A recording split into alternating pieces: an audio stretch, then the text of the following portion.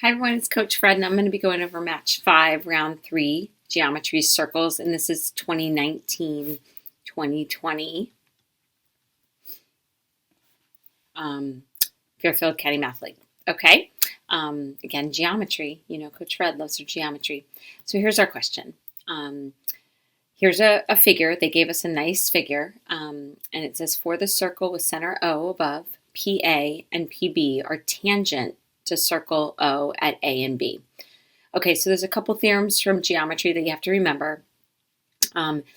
First of all, if it's circle O, then that is the center, and so this is a radius. And if AP and PB are tangent to the circle, that means they meet at a right angle. It's the radius to tangent theorem. Now, if two tangent lines from the same point are tangent to the circle, they're also congruent. So that's some important information. Now, they told us that x minus 20 was OA, and they told us that OP was x minus 15, and that AP was the square root of 3x. And they're asking us to find the perimeter of quadrilateral APBC. All right, so we've got some work to do here. I wanted a bigger figure, so I'm going to do it on the next page. And I've got everything marked that we had, and we're trying to find the red figure, the perimeter of it. Now, I do know that these two are congruent, so this is also root 3x. All right, so I see that the information I have actually is relates to triangle AOP, and it's a right triangle. So I'm going to use the Pythagorean theorem to see if I can find x, and we'll see if that helps me. So that would give me x minus 20 squared, making sure I put that in parentheses, okay, plus root 3x squared equals x minus 15 squared. All right. So now I'm going to multiply those out. The rules on these are really helpful. The square of a binomial is going to work out to be a perfect square trinomial. So that's going to work out if you multiply it out to x squared minus 40x plus 400. So knowing that shortcut's really going to help. When you square root 3x, you're just going to get plus 3x. And here you're going to get x squared minus 30x plus 225. Again, it's that same factor pattern or multiply pattern. All right, now I'm going to combine the like terms, and I see the x squareds are going to cancel.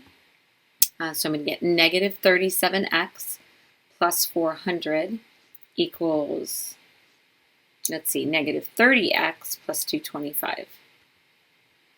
All right, so that's going to give me, when I add 37x and I subtract 225, that's going to give me 175 equals 7x. All right, so x equals 25. All right, so that helps. So if I plug it in here, that means that this length is going to be 25 minus 20, which is 5.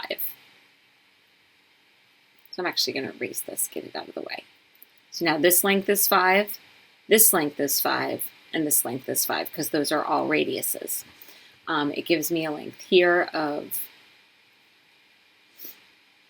25 minus 15, which is 10. And then if I plug 25 in here, I'm going to actually do the simplification. I'm going to leave 25. I'm not going to multiply those. Why? Because I'm going to simplify that. That's going to give me 5 root 3. Okay? All right, so this is now 5 root 3. Oh, I love this problem. So if that's 5 root 3, that makes this 5 root 3. Let me erase. Why do I love this problem? Well, because that triangle isn't just a right triangle. It's a special right triangle.